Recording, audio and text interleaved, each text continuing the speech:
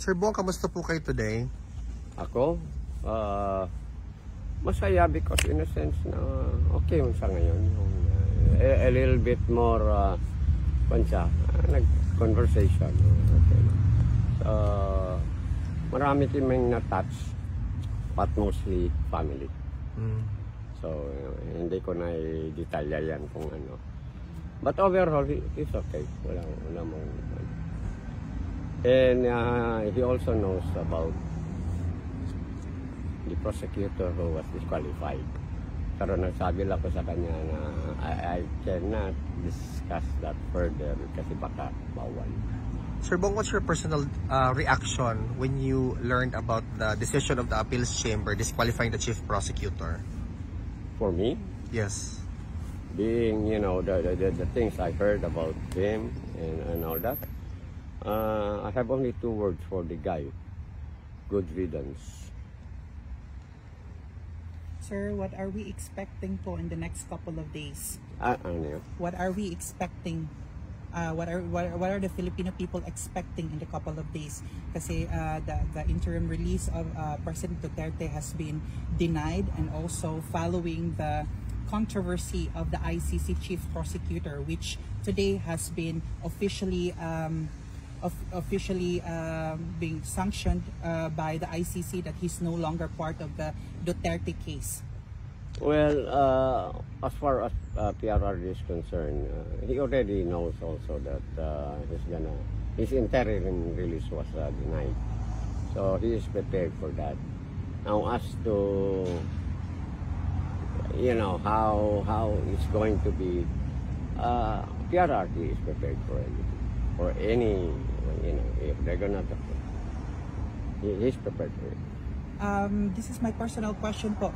Is the family Duterte satisfied with the performance of Attorney Kaufman, given that all the things that he've done is not giving the things that we are expecting? Well, Attorney Kaufman, I cannot talk much about that because it depends on the strategy of the defense lawyer. So if you say, do the family trust of Kaufman? Of course. He's still there, or he's still handling the case. So let's just hope for the better, because in any lawsuit or whatever, that's always that pros and cons. So, as far as Attorney Kaufman is concerned, I think he's still doing his job well. Any message po for the Filipino people that are very hungry for information? For that, I would just wait for the official statement of the official family, especially from BP Sara. Other than that, I cannot disclose anything to you because I'm just the brother. So if there are concerns about the more of PRRD and everything, and whatever you hear na magiging fake news na naman, so, just wait for the official statement. Sir, last comment. What is your comment on the uprising dissatisfaction of the Filipino people in the Philippines to Bongbong Marcos? The Filipino people should. We are already there, so continue. The one the placard you're holding now, Marcos resigned. Because your incompetence is BBM's incompetence is questionable. I mean, are you sure you can still run the country well? Yes. Sir Bong, if I was him, I would really weigh on it and then probably make a graceful exit. Sir Bong, maiba nga ako, Sir Bong. Does the former president know about the massive earthquakes in the Philippines? Oh, yeah.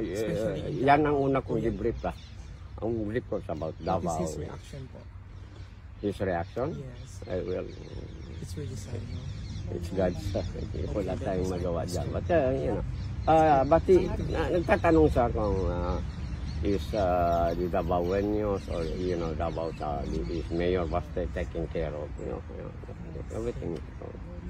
Everything is in order, and assistance is always. Thank you, Sir Bong. Mabuhay po kayo. Okay. Salamat.